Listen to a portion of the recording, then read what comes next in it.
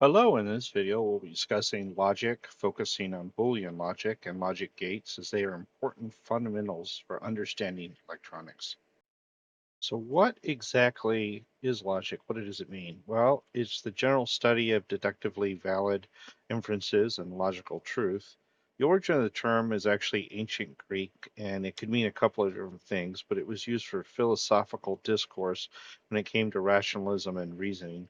It really wasn't until the mid 19th century when it was applied to mathematics by George Boole, and since then, it's been improved upon and expanded upon by a number of mathematicians over the years: Augustus De Morgan, Gottlieb Frege, Bertrand Russell, David Hilbert, and Kurt Gödel, among others.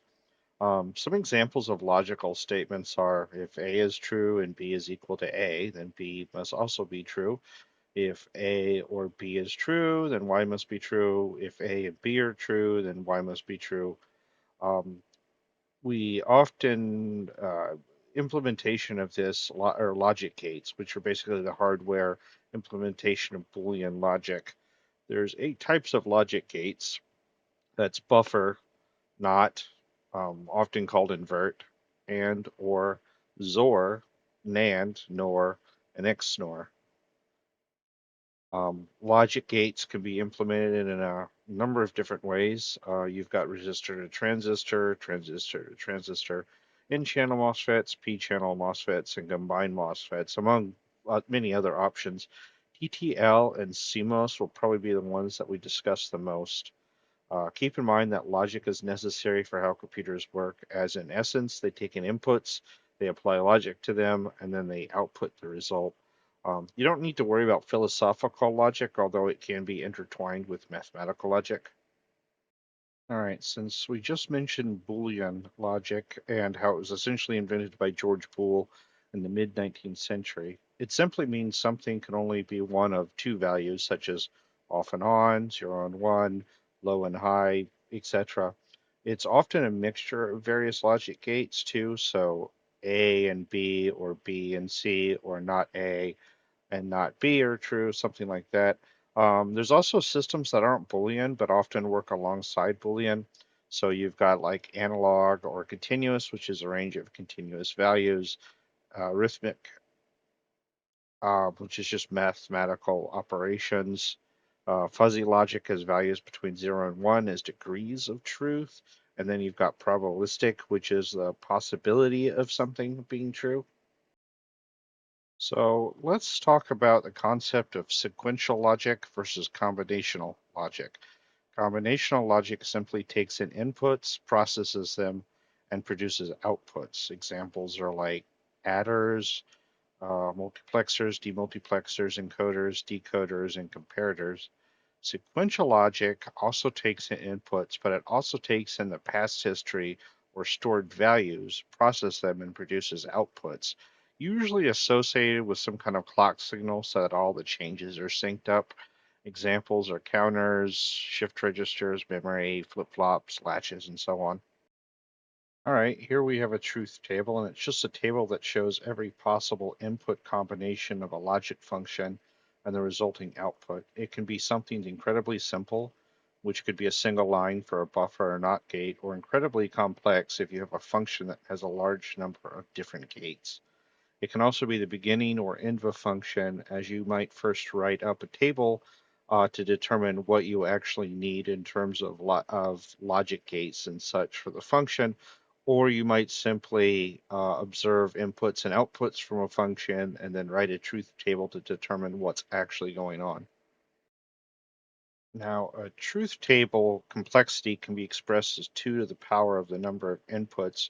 So if you have one with 6 inputs, that gives you 64 entries, assuming each input has only 2 Boolean possibilities, not including high impedance. Although if you're using tri-state logic, then that number goes all the way up to 729, assuming all the inputs use tri-state logic. All right, so let's talk about logic sources and how do you express that. Well, the simplest way is just to give it a Boolean value, a 0, 1, high or low, whatever. And you simply ignore whatever is going to generate that signal. You just focuses on it entirely digitally. And in fact, with a completely digital circuit simulator, there's no way to actually simulate the analog voltage at all. Now, if you're using analog voltage for this, which would be, what you do in real life, it becomes a bit trickier, and you kind of have to define what voltage means what. And there's standards for 5-volt TTL, 5-volt CMOS, 3.3 volt CMOS, among others. But those are the ones you'll encounter the most. You might expect it to be something like between 0 and 2.5 is low, between 2.5 and 5 is high, but actually that's really problematic to do because you need a bit of a big space between the two because otherwise you're going to have little bits of varying voltage and you don't want a picovolt to be the difference between high and low. With 5-volt TTL, it's between 0 and 0.8 volts, you got a low. 2 volts to 5 volts, you've got a high. And you've got a pretty big dead zone there in the middle between 0.8 and 2 volts. When you move it to 5 volts CMOS, it becomes 0 to 1.5 volts for the low and 3.5 to 5 volts for the high. And then with 3.3 CMOS, it's 0 to approximately 0.8 for low, approximately 2 to 3.3 for high. This means going from 3.3 CMOS to 5 volts TTL usually works well enough. You can also get a thing known as a logic probe or a logic analyzer, which can tell you if a circuit test point is at a high or a low. It's often built in for a specific logic level, or there might be a selector switch for different logic levels. In some cases, that selection is just about what power source you plug it into. So if it's 5 volts, it'll assume one thing. If it's 3.3, it'll assume another. They're usually really cheap, especially the really cheap ones, a few dollars maybe. I've seen them for as cheap as $2 or $3. So it's usually just a exposed printed circuit board with a retractable needle and some points for the various wires. But you can get more expensive ones, you can get better ones. I've seen them run as high as $100. If you get a very specific vintage one, it could be even more than that. You used to see them a lot more in electronics than you do now because oscilloscopes were very prohibitively expensive. I mean, they could easily run into the thousands, and if there were cheaper models, maybe the high hundreds. So if you just needed to check basic logic levels, you might just break out a logic probe. All right, let's discuss the logic gates, and we're going to start it off with the buffer. This is probably the simplest logic gate. The input it matches the output, and the output's obviously going to match the input. So it sounds really unnecessarily simple, but it has a lot of actual uses as it does force the input to be processed. You can also achieve this by two NOT gates or double inversion, which can also be incredibly helpful. Next, we move to a NOT gate or inversion. It's the second simplest logic gate where the input is simply reversed to go to the output. An inverted input or output is represented by a letter, line over a letter. As you'll commonly see this, although there are other ways that it can be depicted. Line over the letter is my favorite, though. Double inversion creates a buffer, um, and it's a way that you can allow for both an output and then the inverted output to be shown, just the inclusion of a NOT gate. Next, we're going to move to an AND gate. Um, which basically if both A and B are true, then Y is true. We sometimes call it a two input AND gate, since you can keep adding AND gates and chaining them together to make 3 input, 4 input, 5, so on. Now, in some cases, and this may just be a programming thing, it can be shortcut so that if A is false, then it doesn't need to look at B because it's not going to matter. You can also achieve this by inverting the output of a NAND gate. And then we move on to an OR gate. So if either A or B is true, then Y is true. And again, this might just be a programming thing, but it can sometimes be shortcuts so that if A is true, it really doesn't matter what B is. Can sometimes be called a two input OR gate because gates could be chained together. You can also achieve this by negating the output of a NOR gate. And now we're moving on to a XOR gate or an XOR gate, depending on what you want to call it. It's an exclusive OR gate, so that Y is only true if A or B is true and not when they are both true. You can also achieve this with negating the output of an XNOR gate. All right, next we're moving on to the NAND gate. If both A and B are true, then false. If inverted A and inverted B, then it's true. Output is basically true for all conditions except if A and B are true. You can achieve this by inverting an AND gate. You can also just add an inverter to an AND gate and create a second output that inverts the first, and you've got a NAND result. Now we've got a NOR gate. If A and B are false, then the output is true and false in all other cases. So you've got, we also call it a two-input NOR gate because more inputs can be achieved by chaining them. You can also make this with inverting the output of the OR gate. This is the other universal logic gate.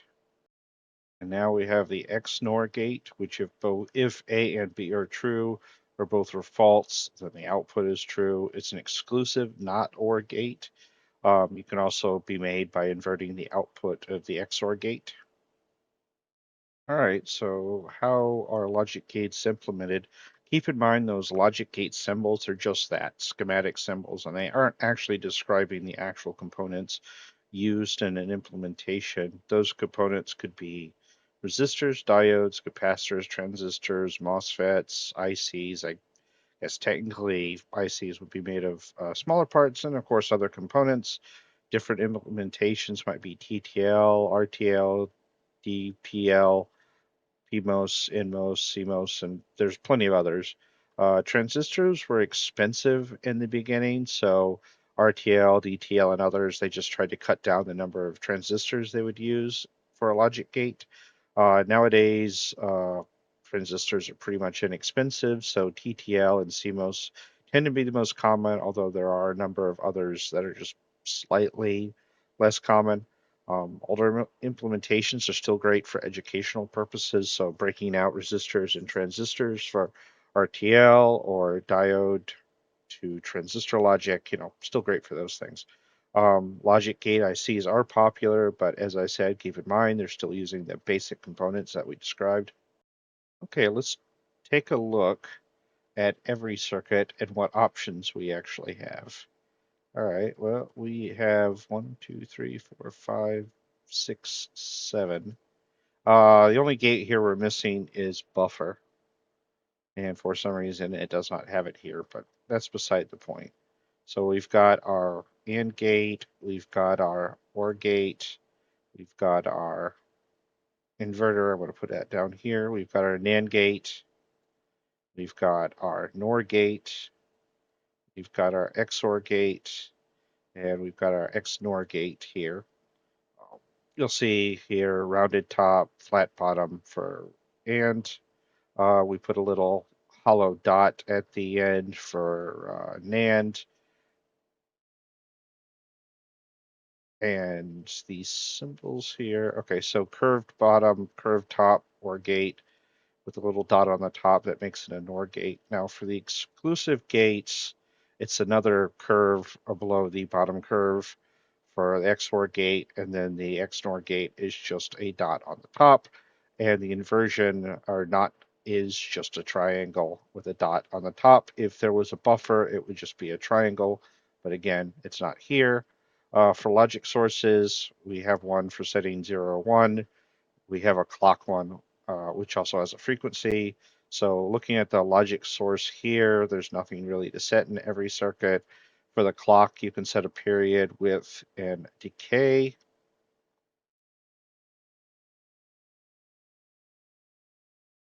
So I don't know, let's pick something for operation. Here is called a logic train, but I'm just gonna put a source here. Then I don't know, let's put a resistor. We'll do this with a light. Oops.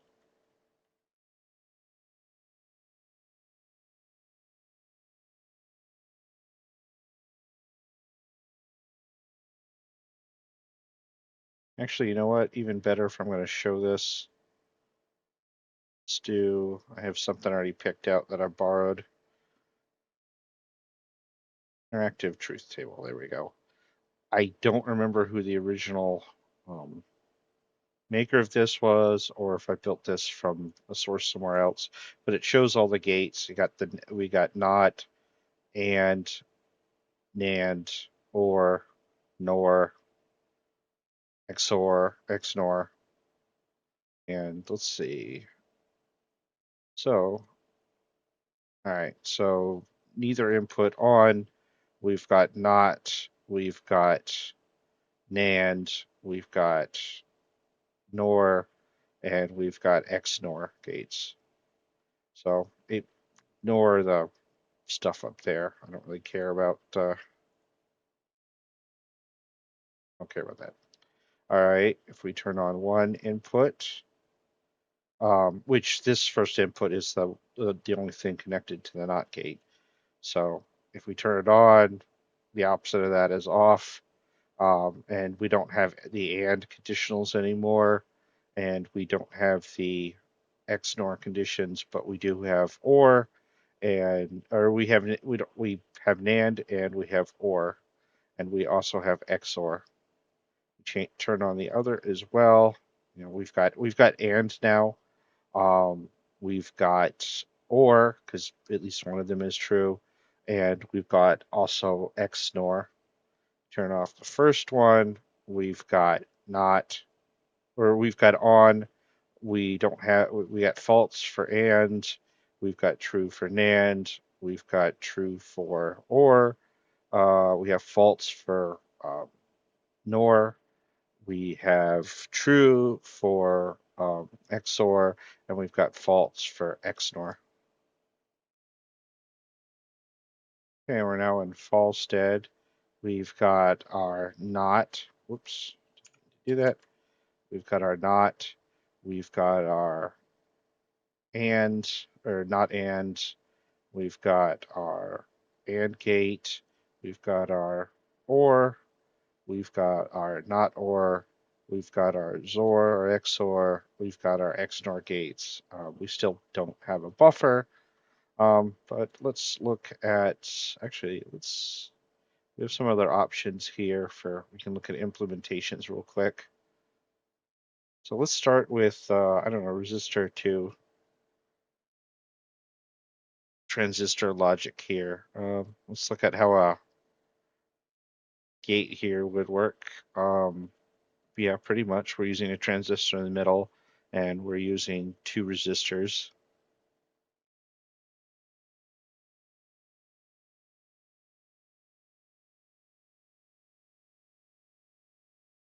Now let's take a look at, let's see what a NAND gate looks like. Well, in this case, we've actually got three transistors and four, because this is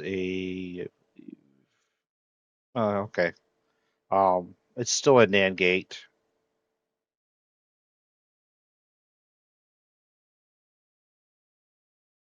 so not and the only time, and as long as we change one of these. But we're still dealing with four resistors and three transistors. Um, so let's look at diode. What's diode look like? So yeah, we've got three diodes. This is an AND gate, so it's using a diode to transistor. So we're actually using only one transistor, and we're using three diodes in this case, and the two resistors. And we move to TTL with an AND gate. We're using three transistors and two resistors here.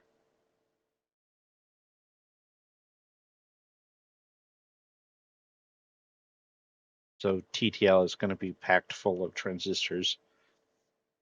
And then let's move to, no, let's pick NMOS. Let's see, I know, NMOS NAND gate. So we've got two N channel MOSFETs here.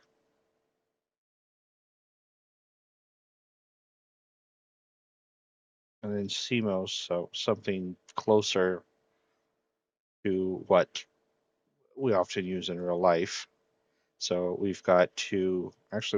excuse me, two P channels and two N channels. So we're using more MOSFETs with this, but I believe the benefit is in power consumption and speed. Now going to SIMUIDE, we've got the 74HC00, which is a quad two input NAND gate. So if they're both on, then it's false. We take off one, take off both. So the only time that light's going to be out is when both conditions are true. And again, we have four different ones here. They're all independent. All right, so to wrap things up, logic is the study of deductive inferences and logical truths. An example might be if A and B are true, then Y is true, which this just describes a basic AND gate. Boolean refers to everything being one of two possible values, such as 0 and 1. Logic sources can be just simple Boolean expression without describing the actual voltages used. But if you do describe the actual voltage sources, you need to agree on what voltages mean what, and there's standards for logic levels. We talked about the 8 logic gates and how NAND and NOR are considered universal gates. There's plenty of ways to implement a logic gate, but TTL and CMOS are the most common. The others could be pretty good for educational purposes. Schematics could just be logic sources and gates, or you might go deeper into the actual implementation of them, or some combination of the two, depending on what you need to express in a schematic. Truth tables list all the possibilities for logical expression and could be both the beginning and end of determining a function. You might write out a truth table to figure out what function you need, or you might apply inputs and check outputs and create a table there, and then that's how you determine what function is expressed by the truth table, or actually the truth table by the function, whichever. Until next time, have a good one.